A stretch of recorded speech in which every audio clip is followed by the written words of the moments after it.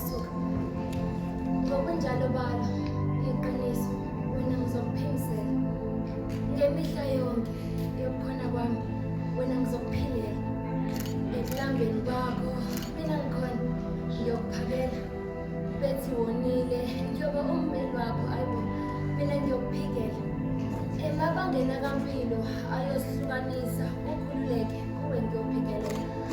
Masingasaboni ngasolinye ngiyozehlisa kuwe bese lamazwi ngiyakuphindela. Ngasemzini sengiphinde ngabuya futhi ngisakuba icule elilodwa esililo sayizolo. Ngiphume kusempondo zankomo lokhu kusile, ngibhula amazolo kusuka izolo bengilinde kusengila ngilinde wena. Siyaphuza nkomo, ngiyakubona yisoka awufisi isigili sakho.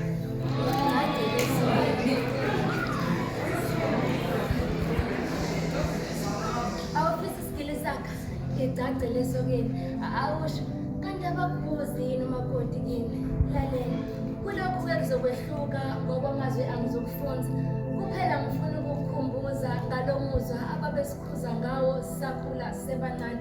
Sikhulile sisebancane manje nabazali bayalazi iqiniso bazothula. Kodwa Muzi, engikubona emaphusheni ami njalo manje nginombuzo. Kulobuso kubona bukhanya phambi kwakho okungebuzi, uma khina manje awuboni kimi? Ngoba yini owakhile kowamqondo futhi nginesifiso sokwakha nakowakho umqondo. Buka, angiqondile kona ukuzincoma kodwa ubumba olabumba mina nomzimba wami. Ngiyazi inhlobo yodaba olithandayo. Lalela baba.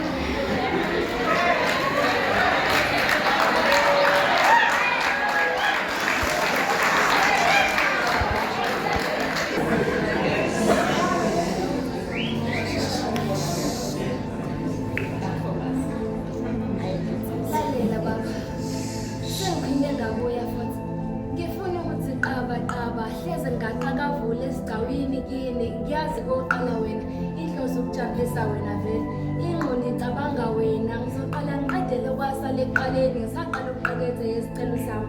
Namuhla ngizoyethula ibe yisiqephu esisha. Womile wena, mina-ke njengamathonsi ngifuna ukuthi qaba ngeke ngaqoma, uyangidina wena.